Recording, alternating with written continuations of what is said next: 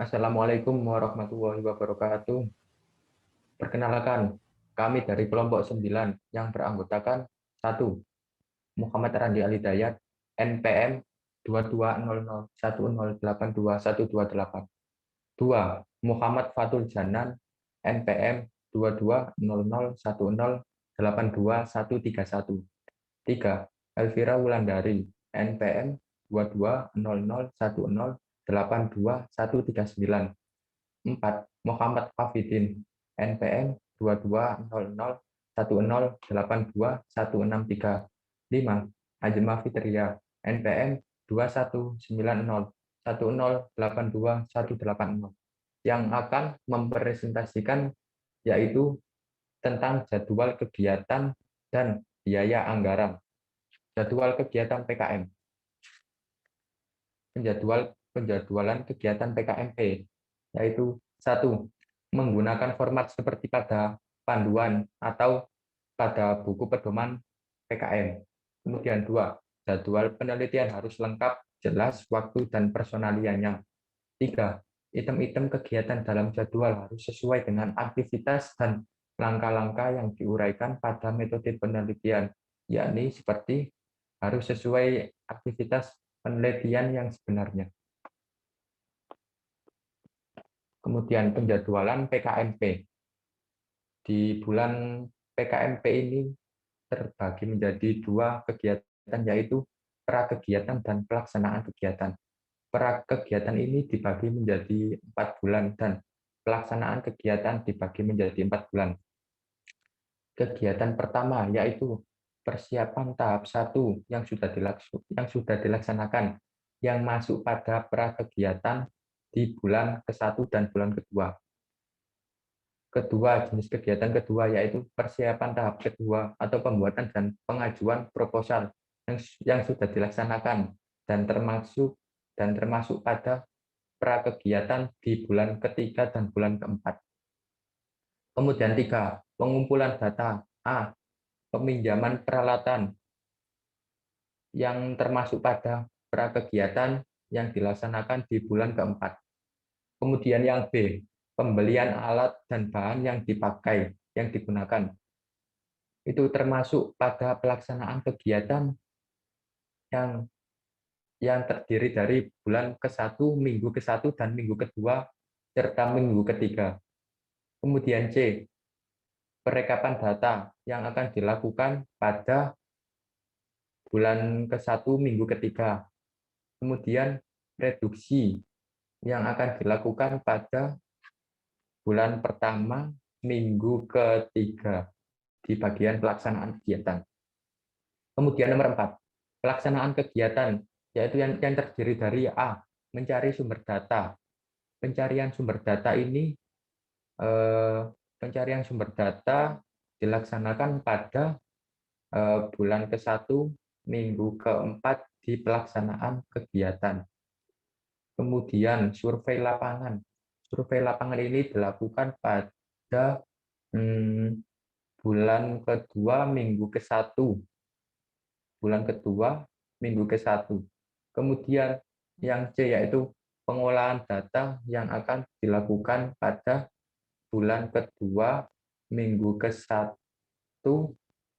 minggu kedua, minggu ketiga, minggu keempat, dan bulan 3, minggu pertama. Kemudian 5, evaluasi yang akan dievaluasi pada bulan ketiga, minggu kedua, dan minggu ketiga. Kemudian yang terakhir, kegiatan ke-6 yaitu seminar hasil yang akan dilaksanakan pada bulan ketiga, minggu kedua, 3, dan 4 di jenis pelaksanaan kegiatan. Kemudian penjadwalan kegiatan PKMK.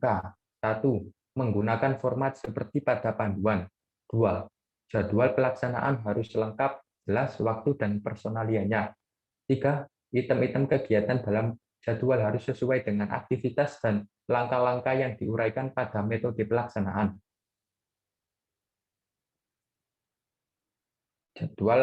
Gambaran jadwal PKMK, yaitu PKMK ini terdiri dari 4 bulan. yang meliputi kegiatan satu, pengumpulan bahan yang akan dilaksanakan pada bulan pertama. Kemudian kegiatan kedua yaitu uji kelayakan bahan yang akan diuji pada bulan kedua dan bulan ketiga. Kemudian yang ketiga yaitu proses pembuatan yang akan dibuat atau diproses pada bulan kedua. Kemudian yang keempat, pengemasan dan pemasaran yang akan dilakukan pada bulan kedua, bulan ketiga, dan bulan keempat.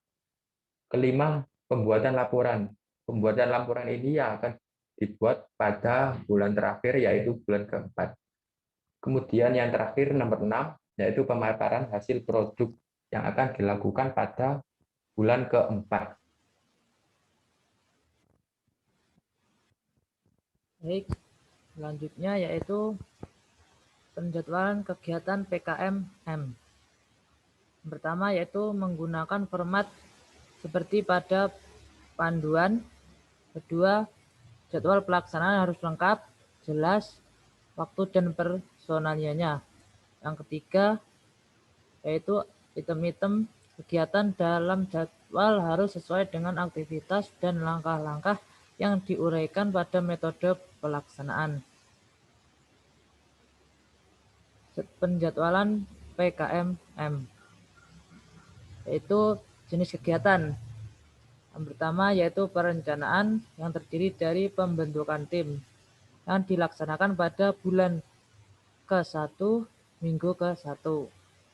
Kegiatan yang kedua yaitu persiapan yang terdiri dari kesepakatan kerjasama, penyusunan jadwal, pembelian peralatan dan bahan-bahan yang dilaksanakan pada bulan ke-1 minggu ke-2. Kegiatan yang ketiga yaitu pelaksanaan yang terdiri dari sosialisasi yang dilakukan pada bulan ke-1 minggu ke-3. Lalu pengajaran yang dilaksanakan pada bulan ke-1 minggu ke-4 dan bulan ke-2 minggu ke-1. Selanjutnya yaitu kegiatan aplikasi yang terdiri dari proses pembuatan yang dilaksanakan pada bulan kedua, minggu ke-2, 3, 4, dan bulan ke-3, minggu ke-1.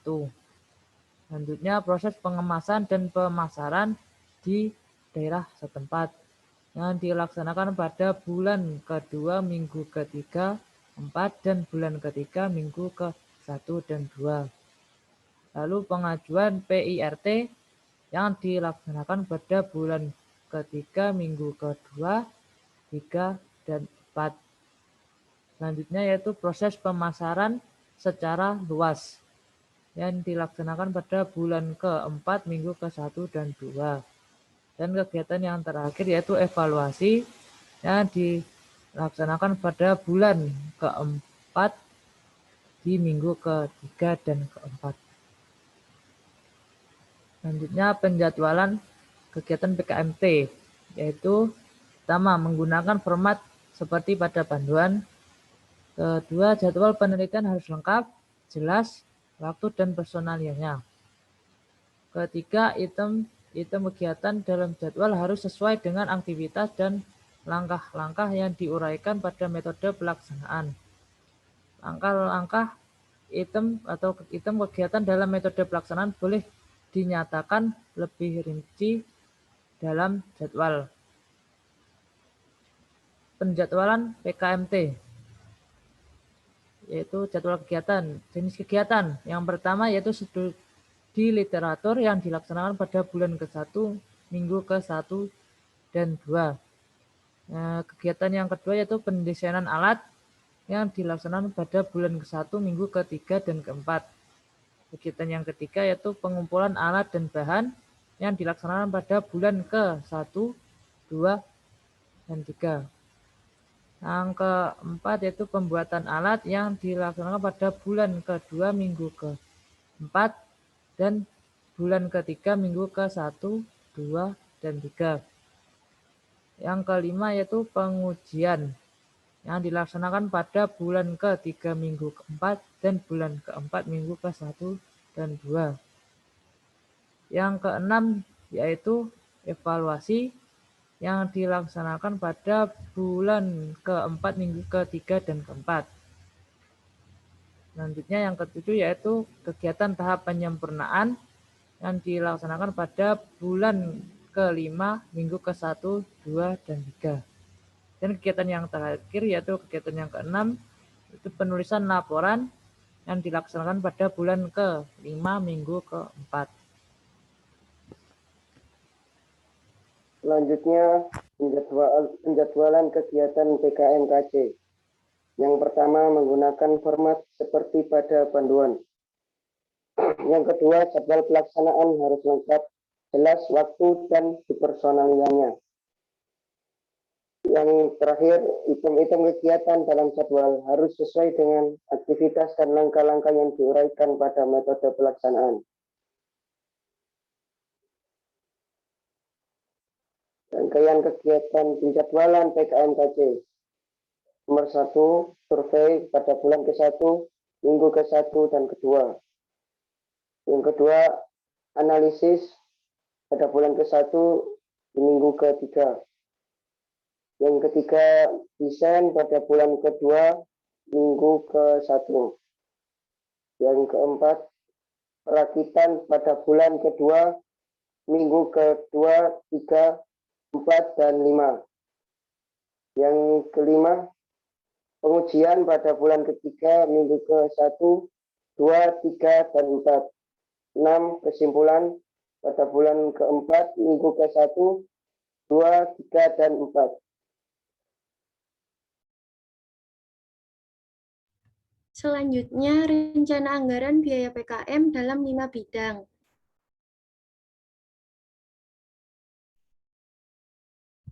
Yang pertama, penyusunan anggaran biaya PKMP. Menggunakan format seperti pada panduan, rincian, dan justifikasi anggaran dituangkan pada lampiran.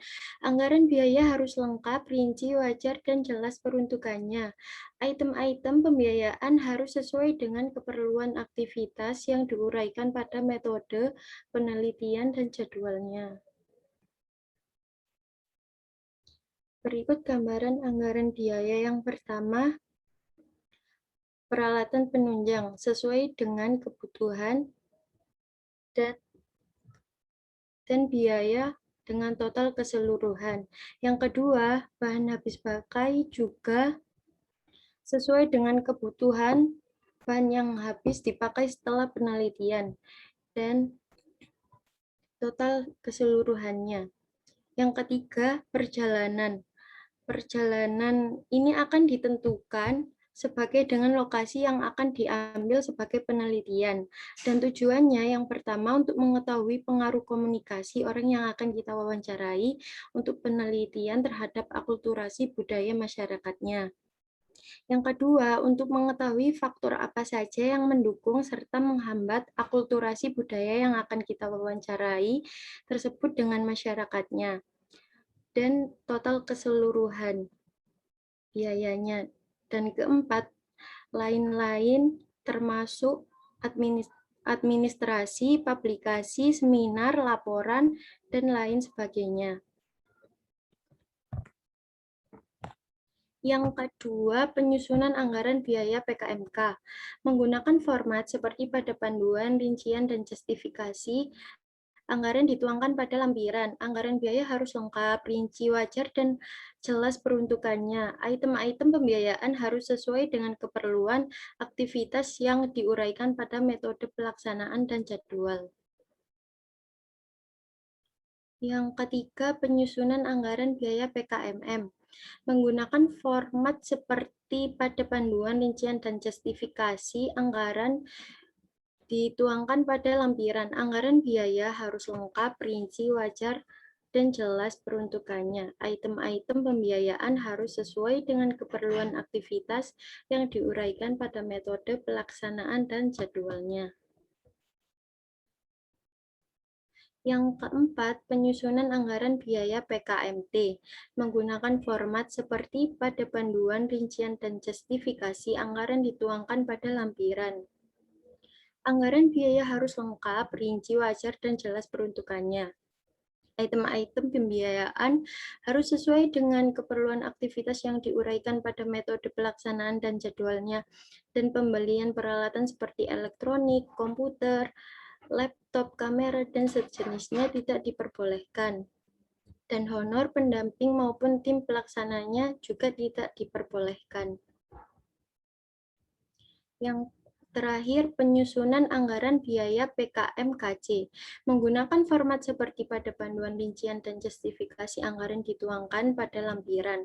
Anggaran biaya harus lengkap, rinci, wajar, dan jelas peruntukannya. Item-item pembiayaan harus dengan keperluan aktivitas yang diuraikan pada metode pelaksanaan dan jadwalnya.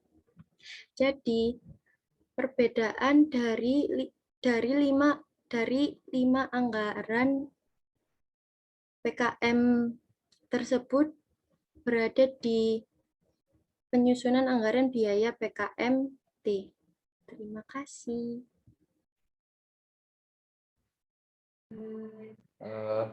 Sekian presentasi dari kelompok kami, yaitu kelompok 9, tentang jadwal kegiatan dan anggaran biaya.